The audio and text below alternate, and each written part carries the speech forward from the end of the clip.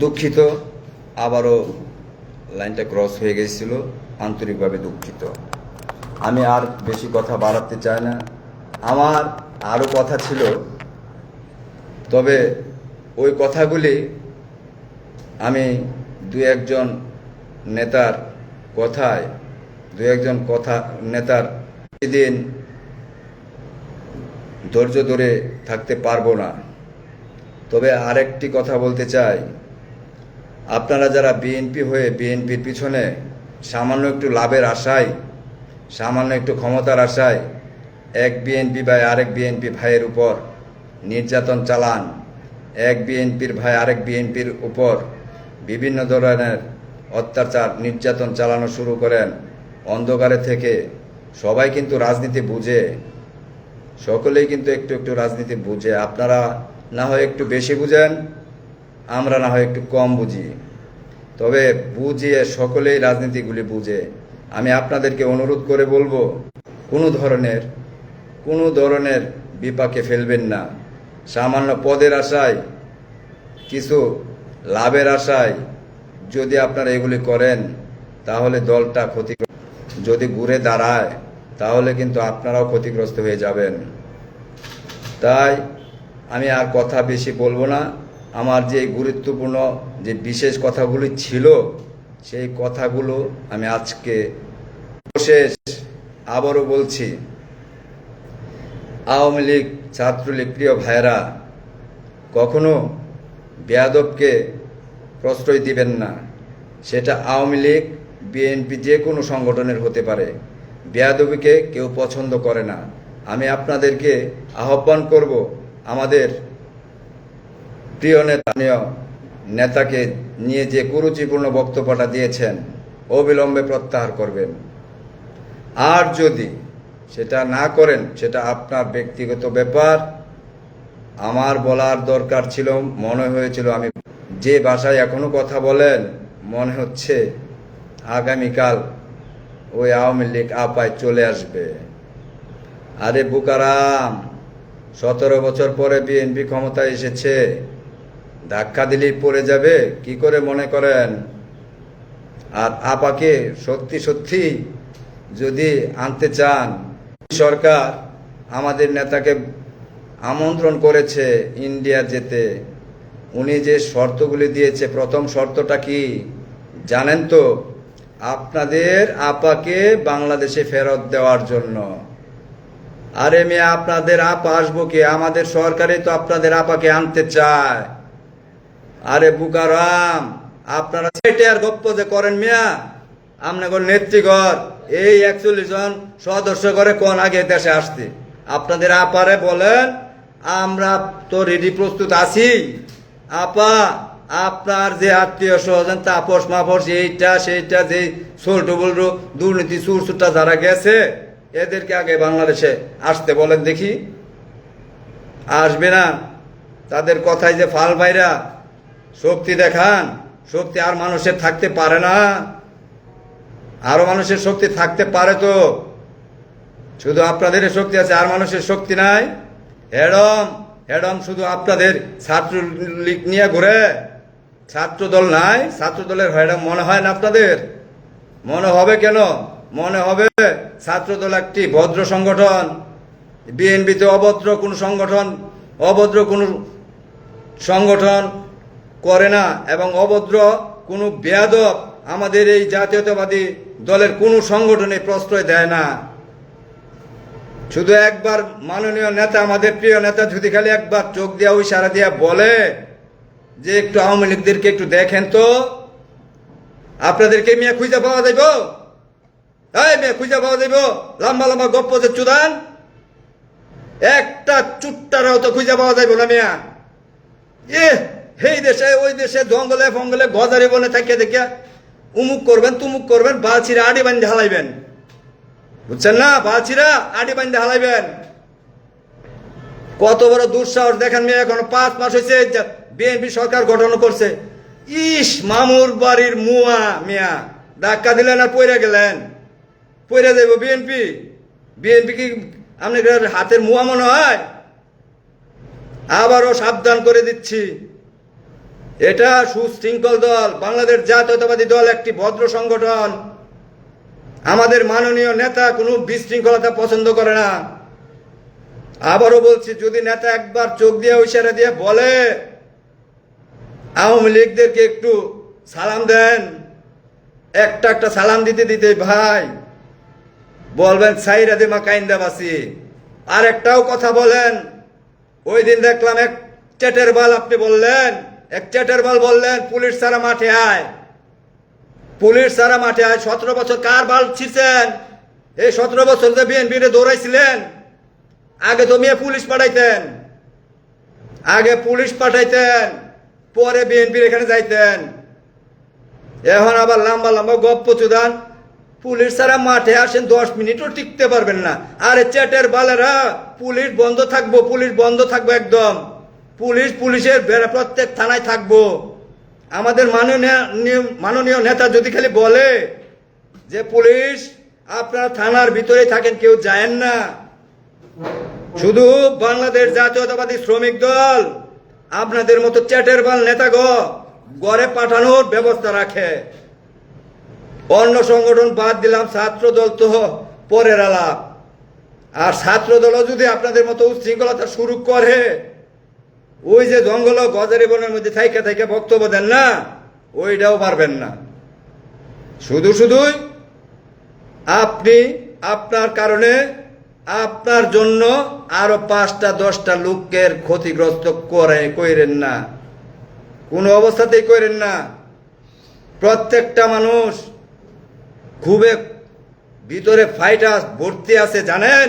17 বছর যে নির্যাতন অত্যাচার করছেন, তাদের ভিতরে কি ক্ষোভ তৈরি নাই? তাদের ভিতরে কি রাগ নাই? তারা কি এখন পর্যন্ত যে চুপ করে বসে আছে, ওই ক্ষোভ যদি ফাইটা উঠে সেটার ভিত্তে বইরা দিব। ভাষা খারাপ করলাম, দুঃখিত। আপনাদের মতো খারাপ ভাষায় কথা বলতে পারলাম না, 2-1টা কথা বলে ফেলেছি। আমি সকলের কাছে আন্তরিকভাবে দুঃখিত। আমার খারাপ ভাষায় কথা বলতে চাই না। তো কয়েকটা ছেলের বক্তব্য শুই না, মনে হয়েছিল যে তোরা আয়সা পর দেখি। আমিও চ্যালেঞ্জ ছুড়ে দিলাম, কে যেন বলছেন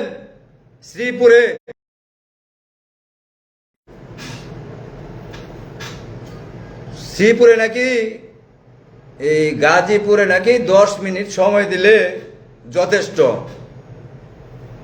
আপনাদের 10 মিনিট না, কতক্ষণ সময় চান বলেন? কয় মাস? কোনো পুলিশ ভাই থানা থেকে বের হবে না। আসেন, গাজীপুরে 10 মিনিট সময় চেয়েছেন, আসেন। 10 মিনিটের মধ্যে গাজীপুর দখল করবেন। আসেন। আপনারা ওই গজারি বনে থাইকা নেত্রকোনা না কি জানি দুবাউরা নেত্রকোনা থাইকা লম্বা কথা ওখানে থাইকাই বলা যায়। আপনাদেরকে বলে দিচ্ছি প্রিয় ভাই, একটু আহেন, আবার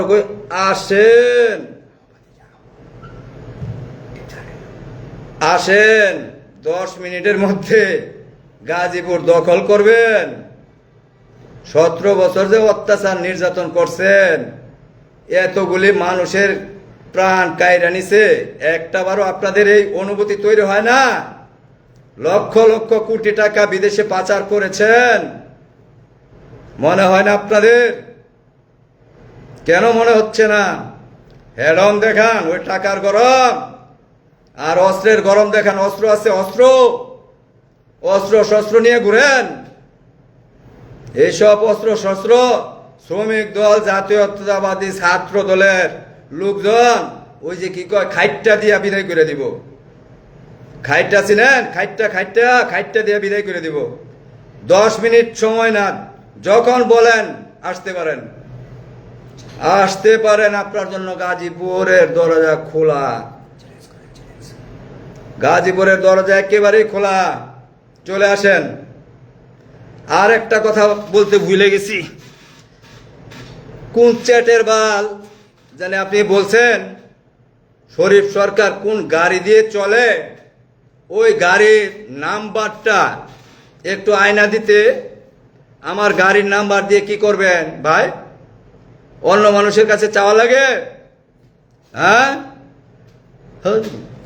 অন্য মানুষের কাছে চাওয়া লাগে না তো ভাই। আমি যে নাম্বার দিচ্ছি অন্য মানুষের কাছে কেন চান? লেখেন ঢাকা মেট্রো গ। এই চ্যাটের বাল, যে চ্যাটের বালে কইছিলি লেখ। আমারে হুমকি দেশ, হুমকি দেশ, বিদেশ থেকে হুমকি দেশ, চিটারের বাচ্চা। চ্যাটের বেল আইসত, রংবাজের চ্যাট আইসত। কোন হানের চ্যাটের রংবাজ রে তুই?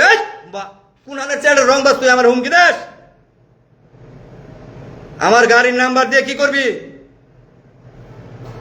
লেখ না গাড়ির নাম্বার লেখ। ঢাকা মেট্রো ঘ,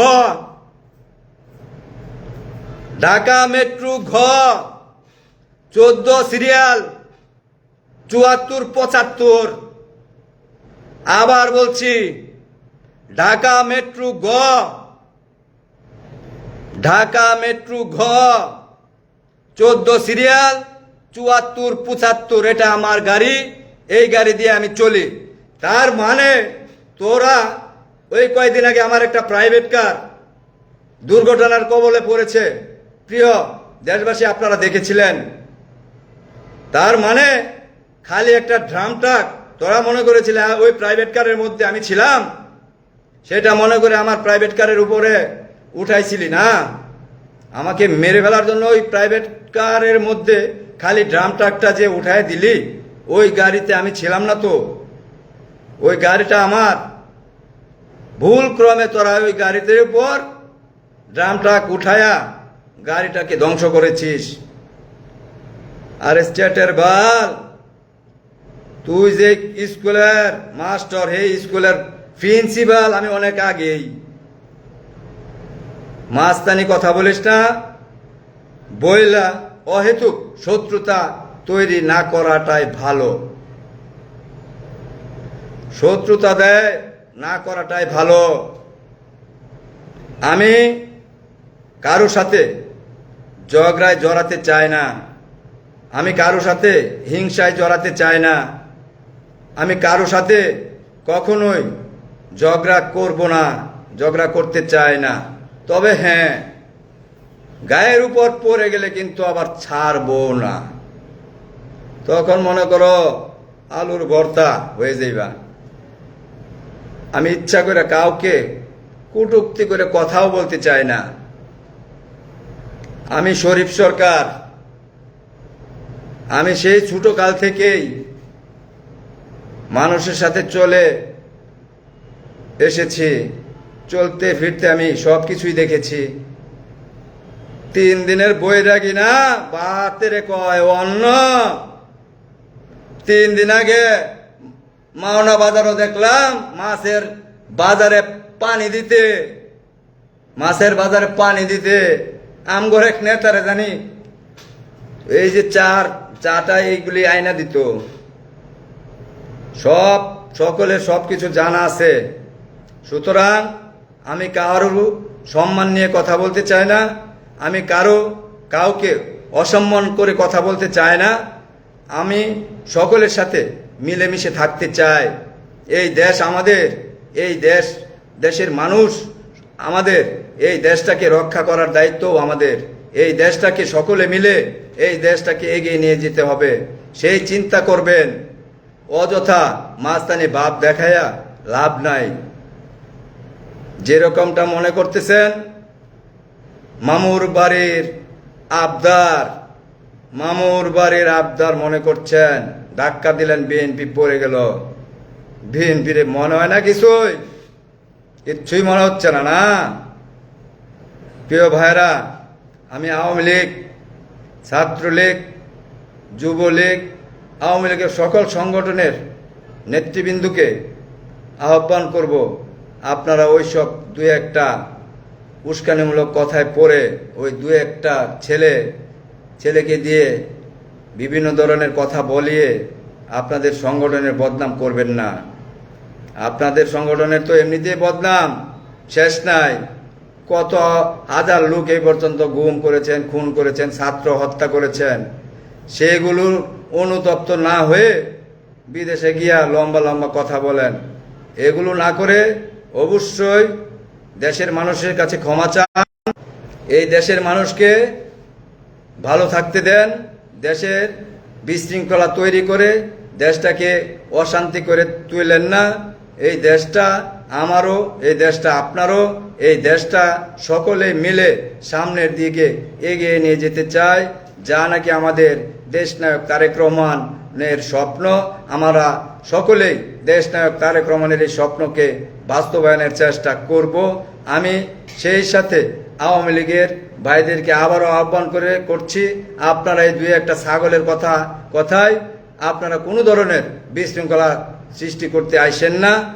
বিএনপিও একটা বড় সংগঠন, আপনারাও জানেন। বিএনপির মধ্যেও রক্ত মাংস ভরা লোকজন আছে। সুতরাং দেশের মানুষকে শান্তি দেন, দেশের মানুষকে ভালোবাসেন, এই দেশটাকে ভালোবাসেন। এই দেশটাকে আমরা ওই আমেরিকার মতো যেন তৈরি করতে পারি, সেই লক্ষ্য নিয়ে সকলে ঐক্যবদ্ধভাবে কাজ করি।